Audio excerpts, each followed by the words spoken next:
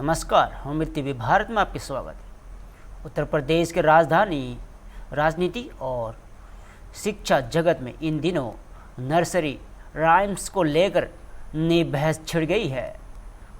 प्रदेश के उच्च शिक्षा मंत्री योगेंद्र उपाध्याय ने अंग्रेजी के मशहूर कविताओं रैन रैन गो अवे और जॉनी जॉनी यस पापा पर सवाल उठाए हैं। मंत्री का कहना है कि रैन रैन गो अवे कविता बच्चों को स्वार्थ की शिक्षा देती है, क्योंकि इसमें सिर्फ एक बच्चे के खेलने के लिए बारिश को चले जाने के लिए कहा जाता है, जबकि बारिश समाज और खेती दोनों के लिए ज़रूरी होती है। उन्होंने कहा है कि भारतीय संस्कृति सर्वजन सुखाय की बात करती है, न कि केवल व्यक्तिगत सुख की। वही जॉनी जॉनी यस पापा कविता पर भी मंत्री ने आपत्ति जताई। उनका कहना है कि इसमें बच्चा झूठ बोलना दिखाया गया है, जिससे बच्चों में गलत संस्कार जाते हैं। योगेंद्र उपाध्याय के इस बयान के बाद शिक्षा और संस्कृति को लेकर नई बहस शुरू हो गई है। सोशल मीडिया में भी लोग इस मुद्दे पर अलग अलग प्रतिक्रियाएं दे रहे हैं। कोई मुद्दे नहीं है तो शायद वो एआई से मुद्दे तलाशते होंगे, और कुछ हमारे विपक्ष के नेताओं पे तो एक्स्ट्रा एआई मौजूद होगी। इसलिए उनके कुछ उस मानसिकता के लोग तरह तरह के मुद्दे तलाशते हैं जो आधारहीन, तथ्यहीन और अर्थहीन होते हैं। उसी में एक मुद्दा भी नया तलाशा गया। शिक्षा संस्कार युक्त होनी चाहिए। इसमें किसी को कोई अगर ऐतराज़ है तो खुल के बोले कि हमें ऐतराज़ है, हमको संस्कार वाली शिक्षा देना चाहते हैं। मैं जहाँ भी जाता हूँ, जिस भी स्कूल से लेके यूनिवर्सिटी तक, एक ही बात बोलते हैं कि शिक्षा को संस्कार युक्त, क्योंकि स्वामी विवेकानंद जी ने भी कहा है शिक्षा वो जो संस्कार दे। अगर किसी बच्चे को उपहार ना दिया जाए तो थोड़ी देर रोएगा, और संस्कार ना दिए जाए तो ज़िंदगी भर रोएगा। इसलिए संस्कार युक्त शिक्षा ज़रूरी है, और इसके चलते जहाँ जैसा स्तर होता मैं वैसी बात करता हूँ। अगर मान लीजिए किसी जूनियर हाई स्कूल में किसी कार्यक्रम में गए हैं, तो शिक्षकों को, अभिभावकों को कि गलती से भी, जाने अनजाने में भी कोई ऐसी बात न कहें, ऐसा पाठ न पढ़ाएं जो संस्कार की जगह कुसंस्कार देता हो। क्योंकि शिक्षा, फिर मैं रिपीट कर रहा हूँ, संस्कार युक्त होनी चाहिए। शिक्षा वो जो संस्कार दे, शिक्षा वो जो स्वावलंबी बनाए, और शिक्षा वो जो ज्ञान और विज्ञान दे। इसलिए उसका उदाहरण देते हुए मैं अभिभावकों को और उनके टीचर्स को कहता हूँ कि जैसे Johnny Johnny yes papa, eating sugar no papa, telling a lie no papa, यानी जाने अनजाने में चुपचाप दबे पाँव बच्चों के दिमाग में झूठ बोलने का संस्कार चला जाता है, जिसकी अनुभूति भी शायद नहीं होती हो। तो ऐसा हमें सावधानी बरतनी चाहिए। ये, और उसके बाद ओपन योर माउथ, हा हा हा, यानी बड़ों का मजाक उड़ाने की संस्कार पड़ जाता है। तो ये संस्कार देने वाली शिक्षा या कोई ऐसा पाठ या कोई पोयम या कोई कहानी नहीं सुनानी चाहिए बच्चों को। ये मेरा मंतव्य रहता है और मैं कहता भी हूँ। ऐसी हमारी संस्कृति को बिगाड़ने वाली शिक्षा भी, कुछ ऐसी पोयम हैं, कहानियाँ हैं। हमारी संस्कृति में स्वार्थ का कहीं स्थान नहीं है। स्वांतः सुखाय से ज़्यादा सर्जन सुखाय, पर्जन हिताय को महत्व दिया गया है, और स्वार्थ का कोई स्थान नहीं। अब उसमें देखिए, हमारी संस्कृति ये कहती है लेकिन रेन रेन गो अवे, ये कोई इंग्लिश का विरोध नहीं है, अंग्रेजों का विरोध नहीं है। ये विरोध है उस कविता की मानसिक के भाव का कि rain rain go away,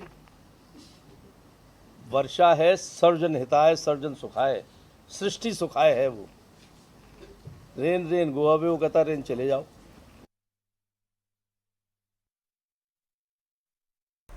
Lucknow में राजनीतिक बयानबाजी तेज हो गई है। उत्तर प्रदेश के उप मुख्यमंत्री केशव प्रसाद मौर्य ने कांग्रेस नेता राहुल गांधी और समाजवादी पार्टी प्रमुख अखिलेश यादव पर बड़ा हमला बोला है। केशव प्रसाद मौर्य ने कहा है कि वैश्विक संकट के समय प्रधानमंत्री नरेंद्र मोदी ने देशवासियों से कोई निर्देश नहीं बल्कि अपील की है। उन्होंने कहा है कि वह राहुल गांधी और अखिलेश यादव को देशद्रोही तो नहीं कह सकते, लेकिन उनकी देशभक्ति पर संदेह होने लगता है।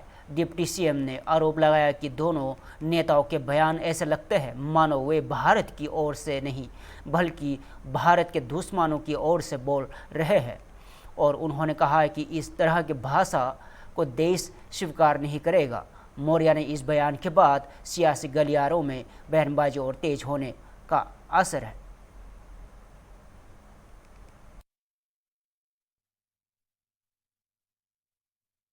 इसके ऊपर राहुल गांधी कह रही है ये उपदेश नहीं नाकामी। अखिलेश यादव का भी यही बयान। देखिए, वैश्विक संकट के समय देश के माननीय प्रधानमंत्री जी ने निर्देश नहीं दिया है, अपील किया है।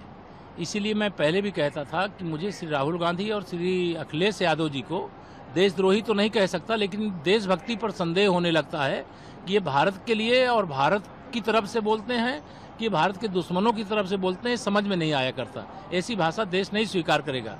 माननीय प्रधानमंत्री जी ने जो अपील की है, उस अपील के साथ अपने को जोड़ते हुए सबसे हम भी अपील करेंगे कि जो माननीय प्रधानमंत्री जी ने अपील किया है उसके साथ खड़े होकर के देश को मजबूत बनाने में सब लोग मिल करके आगे बढ़े, यही माननीय प्रधानमंत्री जी ने कहा। अखिलेश यादव कह रहे हैं चुनाव खत्म होते ही संकट याद आ गया। दरअसल देश के लिए संकट सिर्फ एक है, उसका नाम भाजपा है। देखिए, श्री अखिलेश यादव जी का तो फ्रस्ट्रेशन बोलता है, लेकिन मैं ये जरूर कह करके यहाँ से प्रस्थान कर रहा हूँ आसाम में, जहाँ हमारी तीसरी बार सरकार बनी है, कि श्री अखिलेश यादव जी तीसरी बार जो सरकार बन चुकी है वहाँ की शपथ विधि में जा रहे हैं, और तीसरी बार सरकार जो 2027 में बनने वाली है, शपथ विधि जब भारतीय जनता पार्टी की सरकार की होगी तो आपको भी सादर आमंत्रित करेंगे।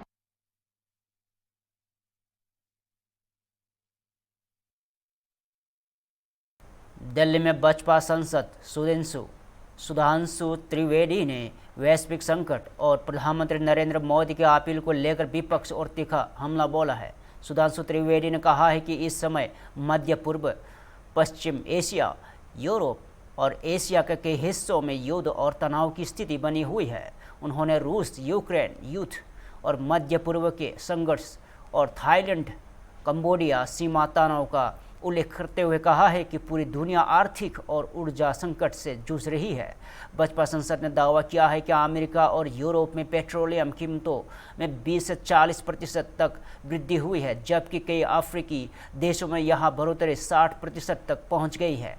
उन्होंने कहा है कि ऐसे समय में प्रधानमंत्री मोदी ने देशवासियों से सतर्कता और सावधानी बरतने की अपील की है ताकि भारत का आर्थिक और ऊर्जा सुरक्षा सुनिश्चित की जा सके।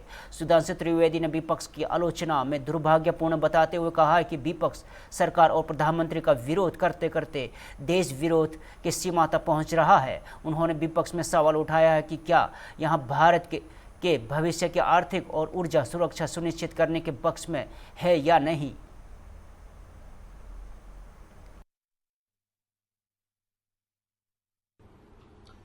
मध्य पूर्व, पश्चिमी एशिया सीधे युद्ध में है।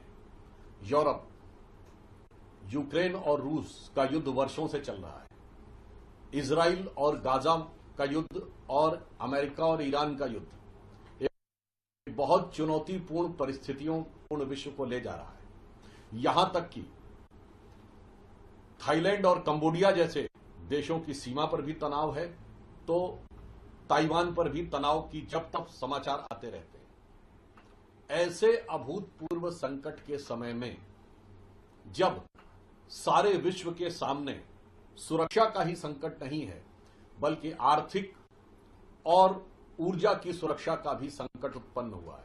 आज वस्तुस्थिति यह है कि पेट्रोलियम प्राइसेस के जो दाम हैं वो अमेरिका में 20 से लेकर 40%, यूरोप में 20 से 40%, अफ्रीकन कंट्रीज में तो 60% तक बढ़े हैं।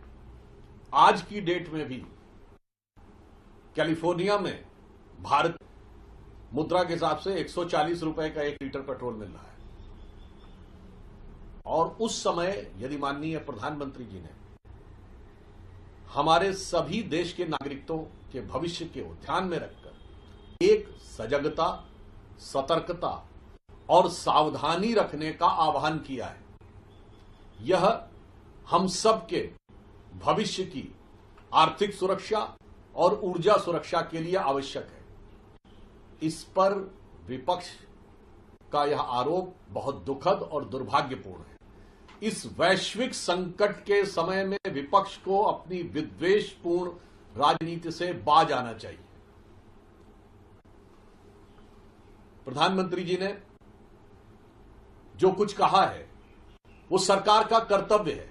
ये कुछ उस प्रकार से है जैसे सुनामी या तूफान की संभावना के समय सरकार आपको सावधानी बरतने के लिए कहती है। इसका अर्थ यह कि सरकार कोई आपकी स्वतंत्रता को बाधित करने के लिए कह रही है। ये उस समय हर व्यक्ति उस गांव, शहर, जिले और उस क्षेत्र की पूरी व्यवस्था के लिए आवश्यक होता है।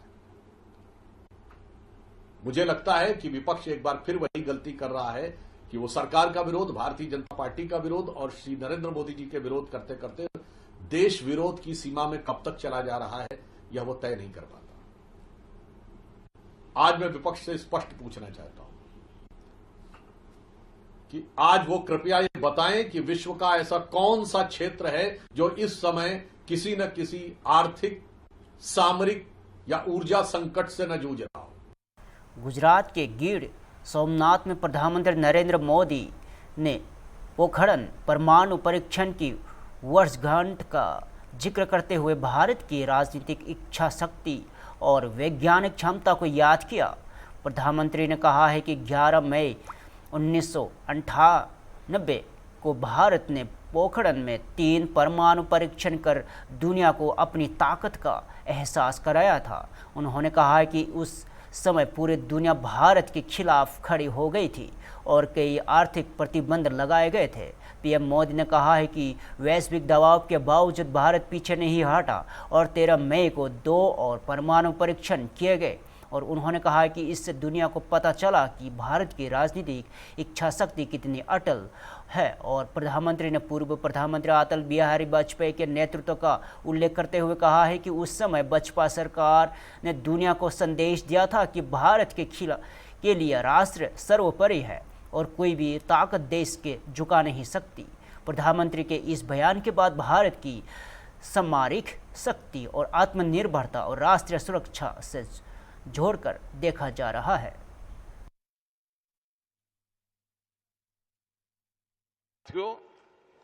आज का दिन एक और वजह से भी विशेष है। 11 मई 1998 यानी आज के ही दिन देश ने पोखरण में परमाणु परीक्षण किया था।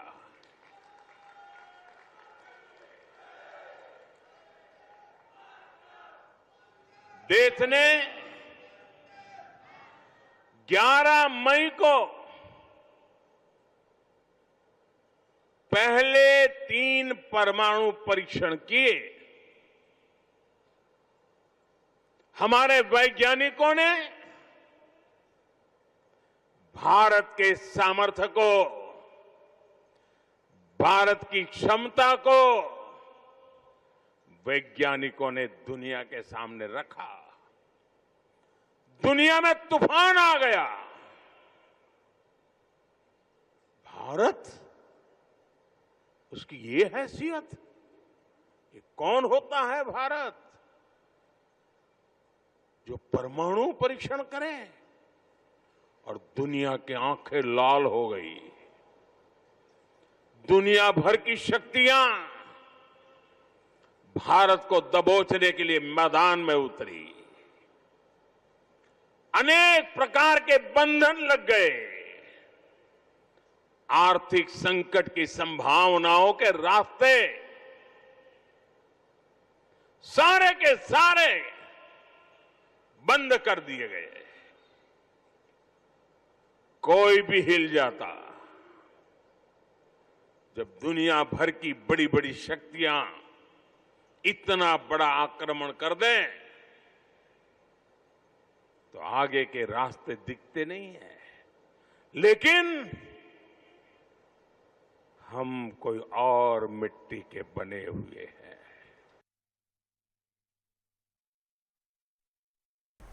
उत्तर प्रदेश में 2027 विधानसभा चुनाव को लेकर राजनीतिक सरगर्मी और तेज होती जा रही है। लखनऊ में योगी सरकार के मंत्री अनिल कुमार ने दावा किया है कि सरकार पूरी तरह 2027 की तैयारी में जुटी हुई है। उन्होंने कहा है कि हाल ही में हुए मंत्रिमंडल विस्तार में सभी वर्गों की भागीदारी सुनिश्चित करने की कोशिश की गई है। मंत्री ने कहा है कि भाजपा सरकार सामाजिक संतुलन और प्रतिनिधित्व को ध्यान में रखते हुए आगे बढ़ रही है। अनिल कुमार ने कहा है कि विपक्ष पर भी निशाना साधते हुए कहा है कि विपक्ष को सरकार पर सवाल उठाने से पहले अपने इतिहास में झांकना चाहिए और मंत्री के इस बयान के बाद 2027 चुनाव की राजनीति और सामाजिक समीकरणों से जोड़कर देखा जा रहा है। सरकार की पूरी तैयारी है 2027 की और हम एक बड़े बहुमत की तरफ बढ़ रहे हैं। और जिस प्रकार जो है कल मंत्रिमंडल का विस्तार हुआ है और सभी वर्गों को उसमें सम्मान देने की कोशिश की हम लोगों ने की है। और पूरे मंत्रिमंडल की अगर हम बात करें, पूरे मंत्री परिषद की अगर हम बात करें तो सामाजिक रूप से, राजनीतिक रूप से सभी लोगों को भागीदारी सुनिश्चित करने का काम इस सरकार में किया गया है। और राजनीति में यही सबसे बड़ी बात होती है। तो मैं सभी लोगों को, हमारे बहुत वरिष्ठ लोगों ने भी कल शपथ लेने का काम किया, मैं सभी को बधाई देता हूँ। सर, विपक्ष आरोप लगा रहा कि जो सरकार 9 साल में काम नहीं कर पाई, अब 9 महीने बचे उसमें। विपक्ष को मेरे हिसाब से अपना इतिहास में झांकना चाहिए। वो जो इस बात का आरोप लगाते हैं कि 9 साल में हमने कुछ नहीं किया, अगर हमने 9 साल में कुछ नहीं किया तो हमने हमारे 5 साल के बाद दोबारा इस प्रदेश जनता ने योगी जी को मौका क्यों दिया, एनडीए की सरकार को मौका क्यों दिया? तो उनकी बात मिथ्या है, निराधार है, कोई आधारहीन बात है। वो अपने कार्यकाल को देखें, जो कार्यकाल जनता ने पूर्ण बहुमत के रूप में समाजवादी पार्टी को 12-17 के रूप में दिया था और किस प्रकार उसमें गुंडागर्दी का आलम था, उस गुंडागर्दी को खत्म करने के लिए ही उन्होंने जो है एनडीए सरकार को मौका दिया था। तो ये निराधार बातें हैं। प्रधानमंत्री नरेंद्र मोदी आज सोमनाथ मंदिर में दर्शन पूजन करेंगे, ये बहुत अच्छी बात है, हमारे देश की संस्कृति भी है और प्रधानमंत्री जी ने हमारे सभी आस्थाओं का सम्मान करने का काम किया, उसी परिप्रेक्ष्य में आज भी जा रहे हैं और ये बहुत। मुंबई में शिवसेना नेता संजय निरुपम ने कांग्रेस और राहुल गांधी पर तीखा हमला बोला है। संजय निरुपम ने आरोप लगाया है कि कांग्रेस हमेशा अवसरवादी राजनीति करती रही है और सत्ता में आने के लिए हर मौके की तलाश करती है। उन्होंने कहा है कि कांग्रेस का वर्षों पुराना गठबंधन डीएमके के साथ था, लेकिन चुनाव में हालत बदलते ही पार्टी ने नया राजनीतिक रास्ता पकड़ लिया है। और निरुपम ने कहा है कि तमिलनाडु में टीवीके के साथ के उभरने के बाद राहुल गांधी उसकी दिशा में चले गए और शपथ ग्रहण समारोह में भी शामिल हुए। उन्होंने कांग्रेस पर विचारधारा और वफादारी की कमी का आरोप लगाते हुए कहा है कि जहां सत्ता वही कांग्रेस है। और शिवसेना नेता ने यह भी कहा है कि कांग्रेस अब तक केरल में अपना मुख्यमंत्री तक तय नहीं कर पाई है और जो पार्टी की अंदरूनी स्थिति को दर्शाता है। इस बयान के बाद महाराष्ट्र से लेकर दक्षिण भारत के राजनीति तक की नई बहस छिड़ गई है।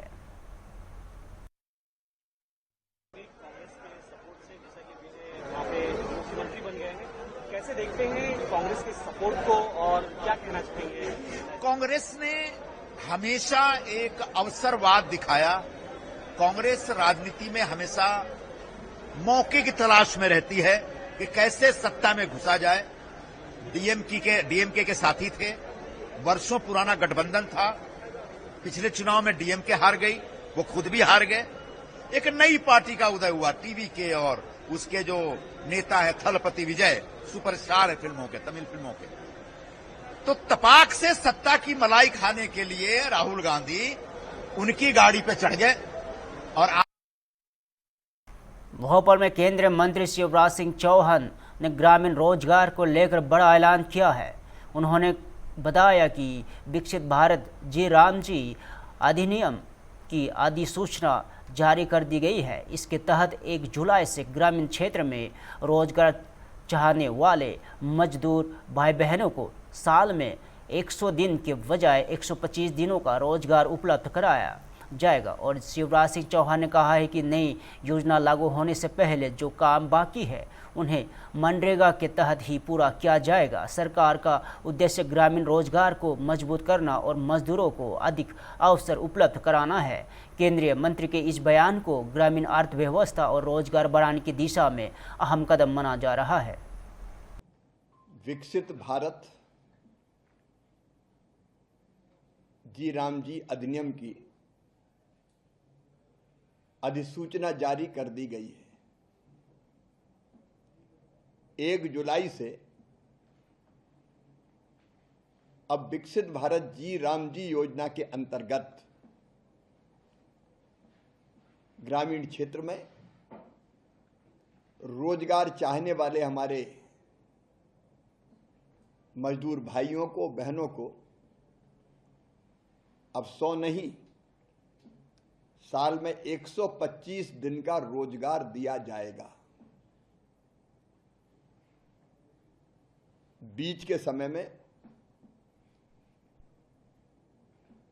मनरेगा के सारे प्रावधान लागू रहेंगे। अधूरे काम अभी 1 जुलाई के पहले तक मनरेगा के अंतर्गत ही पूरे किए जाएंगे। अभी व्यापक पैमाने पर राज्यों से सलाह मशवरा करके नियम बनाने की प्रक्रिया जारी है। लेकिन हमारी चिंता है कि इस ट्रांजिशन पीरियड में कोई मजदूर भाई बहन जो काम चाहता हो वो रोजगार से वंचित ना हो, इसकी संपूर्ण व्यवस्था कर ली गई है। विकसित भारत जी राम जी के अंतर्गत अधिकतम राज्यों को 6 माह का समय रहेगा अपेक्षित तैयारी के लिए। लेकिन 1 जुलाई के बाद से अगर 1 जुलाई तक कोई राज्य अपेक्षित तैयारी नहीं कर पाया तो 1 जुलाई के बाद फंडिंग पैटर्न कामों का विकसित भारत जी राम जी योजना के अंतर्गत होगा। और विकसित भारत जी राम जी के अंतर्गत रोजगार देने के लिए भारत सरकार ने ही अपने बजट में 95,600 करोड़ से ज्यादा की राशि का प्रावधान किया है। राज्यों ने भी अपने अधिकांश राज्यों ने अपवाद छोड़कर अपने बजट में विकसित भारत जी राम जी को लागू करने के लिए प्रावधान किया है।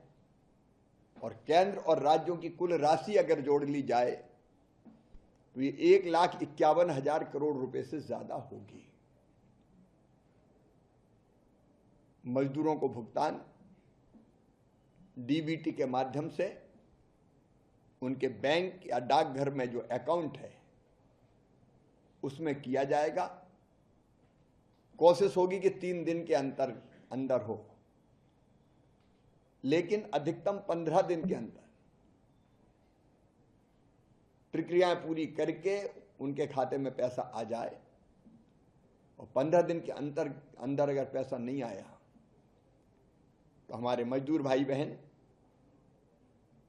विलंबित भुगतान के पात्र भी होंगे। जो देरी से देंगे तो उस पर एक निश्चित राशि अलग से देनी पड़ेगी। मुंबई में केंद्रीय मंत्री रामदास आठवले ने प्रधानमंत्री नरेंद्र मोदी की अपील का समर्थन करते हुए लोगों से ईंधन की बचत करने की अपील की है। और रामदास आठवले ने कहा है कि वहां प्रधानमंत्री के बयान का समर्थन करते हैं और जनता से आग्रह करते हैं कि पेट्रोल और डीजल का कम से कम इस्तेमाल करें। उन्होंने लोगों से अधिक ट्रेन से सफ़र करने की भी अपील की है। और आठवले ने कहा है कि ऊर्जा बचत और संसाधनों का संतुलित उपयोग देश हित में जरूरी है। उनका बयान ऐसे समय आया जब वैश्विक परिस्थितियों और ऊर्जा जरूरतों को लेकर चर्चा में तेज है। मोदी जी ने जिस तरह बताया है कि भाई अपनी इकोनॉमी अगर डेवलप करनी है, देश को एक स्ट्रांग देश अगर हमें बनाना है, तो थोड़ा सा लोगों ने जिस तरह पेट्रोल डीजल के जो अमेरिका ईरान के युद्ध से थोड़ी गड़बड़ हो चुकी है, इसीलिए प्रधानमंत्री जी ने बोला है कि भाई थोड़ा गाड़ी से पेट्रोल डीजल पहुंचाने का काम होना चाहिए, और उसके साथ साथ सोना ज्यादा खरीदना मत करो, ये भी उन्होंने बताया है। फॉरेन टूर ज्यादा मत करो, ये भी उन्होंने बताया है। और वो सारा पैसा जो है, ये पैसा अपने देश के डेवलपमेंट के लिए कोई उद्योग डालना है और कोई अच्छा काम करना है, उसके लिए वो पैसा यूज करना चाहिए, ऐसा वो प्रधानमंत्री जी ने बताया है। इस उनके बयान का हम पूरा सपोर्ट करते हैं और लोगों को अपील करते हैं कि भाई प्रधानमंत्री जी के आदेश के मुताबिक आपने भी थोड़ा सा जो पेट्रोल डीजल का कैसा कम यूज कर सकते हैं, उसके लिए जरूर प्रयत्न करना चाहिए। कुछ लोगों ने ट्रेन से जाना चाहिए और पेट्रोल डीजल का वापर कम करना चाहिए। ये प्रधानमंत्री जी के बयान का हम पूरा समर्थन करते हैं। राहुल गांधी ने प्रधानमंत्री को नाकाम बताया। उन्होंने कहा कि प्रधानमंत्री केवल झूठ बोलते हैं और ये भी उनका एक झूठ है, वो देश चलाने में नाकाम है। नहीं, मुझे लगता है कि राहुल गांधी जी तो बोलते रहते हैं, उनके तरफ कोई ध्यान नहीं देते हैं। प्रधानमंत्री जी नाकाम नहीं है, राहुल गांधी नाकाम है। राहुल गांधी जी को मतलब जो पार्टी वेस्ट बंगाल में आने के साल सत्ता में रही, उनको जब इतनी कम एक दो सीटें में मिली है, तो इसीलिए मुझे लगता है कि राहुल गांधी जी हमेशा टीका टिप्पणी करते रहते हैं और उनके टीका टिप्पणी पर हम ध्यान नहीं देते हैं। हमको देश के लिए काम करना है और देश मजबूत करने के लिए मोदी साहब काम कर रहे हैं। और ये हमेशा मतलब राहुल गांधी तो मोदी जी को हमेशा देते गाली, लेकिन उनको मालूम नहीं है कि नरेंद्र मोदी अपने है देश के वाली, तो मतलब उनको मालूम नहीं है, तो राहुल गांधी जी के तरफ ज्यादा हम ध्यान नहीं देते हैं। फिलहाल के लिए इतना ही। ताज़ा खबरों देखते रहे हम टीवी भारत।